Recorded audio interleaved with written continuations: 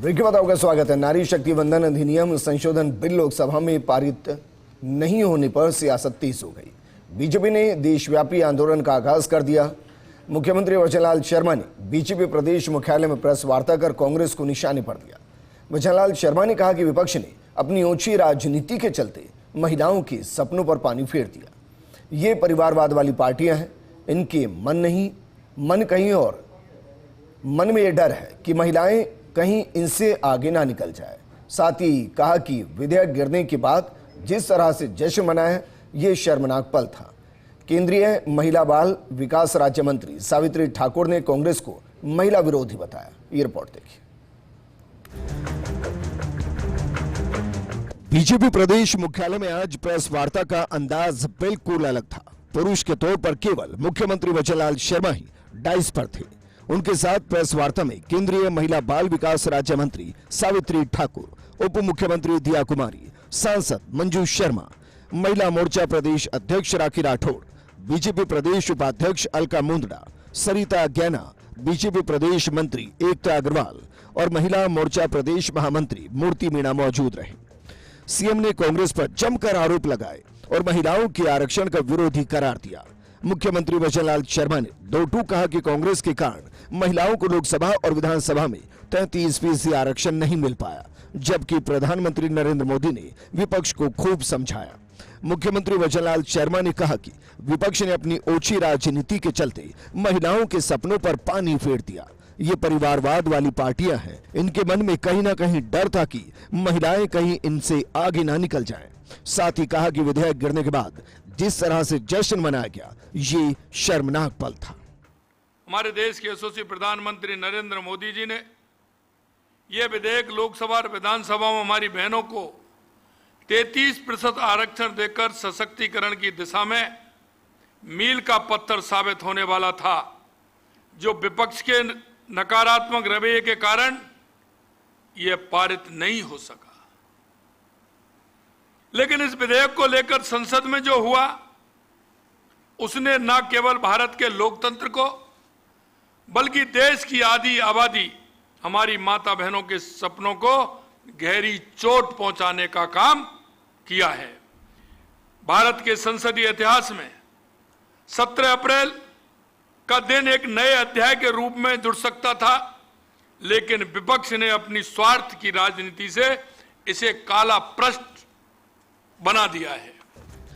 मुख्यमंत्री वचनलाल शर्मा ने प्रेस वार्ता में कहा कि विपक्ष ने हमेशा महिलाओं को केवल वोट बैंक के रूप में इस्तेमाल किया, केवल महिला सशक्तिकरण का नारा लगाया, लेकिन वास्तव में जब आवश्यकता हुई तब उसमें रोड़ा अटकाने का काम किया। वहीं चेतावनी देते हुए कहा कि विपक्ष कान खोलकर सुन ले, महिलाएं इस अपमान को भूलने वाली नहीं है। आने वाले समय में माता बहनें इसका जवाब देंगी। केंद्रीय राज्य मंत्री सावित्री ठाकुर ने कहा कि ये बिल पास हो जाता तो लोकसभा का विशेष सत्र स्वर्णिम अक्षरों में लिखा जाता।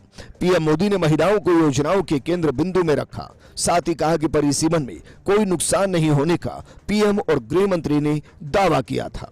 54 करोड़ की अब 140 करोड़ जनसंख्या हो गई, ऐसे में परिसीमन होना चाहिए। पीएम मोदी ने दलगत राजनीति से ऊपर उठने की मांग रखी थी, लेकिन बिल को विपक्ष ने पास होने नहीं दिया, जिसकी पीड़ा कल प्रधानमंत्री मोदी के संबोधन में साफ झलक रही थी। विपक्ष ने अपनी ओछी राजनीति के चलते देश की करोड़ों बहनों के अरमानों पर पानी फेर दिया।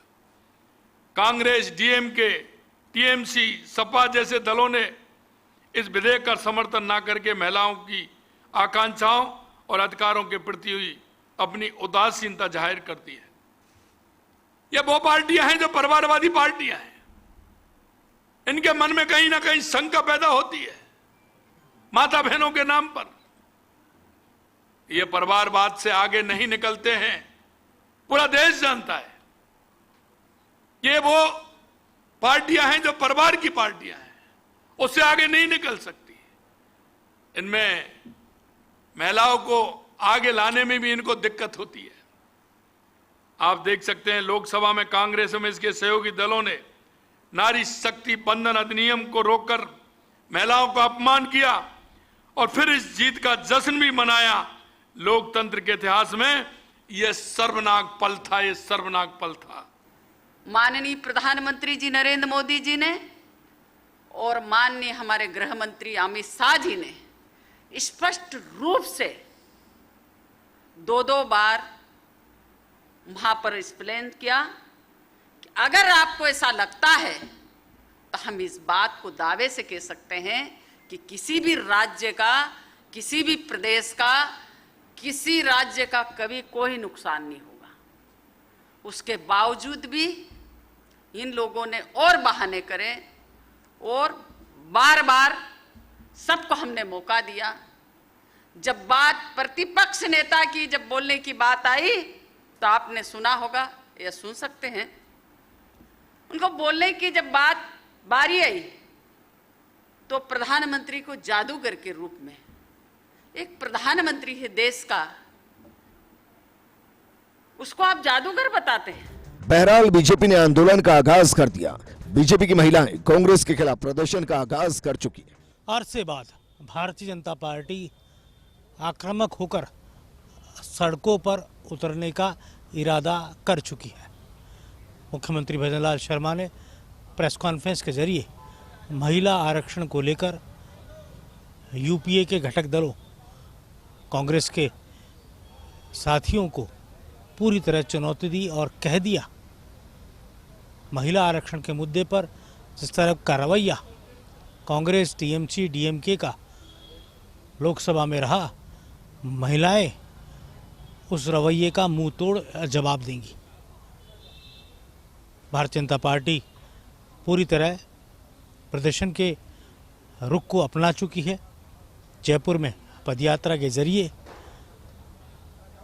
कांग्रेस और कांग्रेस के साथी दलों को चेताया जाएगा और महिलाओं आरक्षण के मुद्दे पर ये बताया जाएगा कि कांग्रेस पार्टी के कारण ही आधी आबादी को उनका हक नहीं मिल पाया।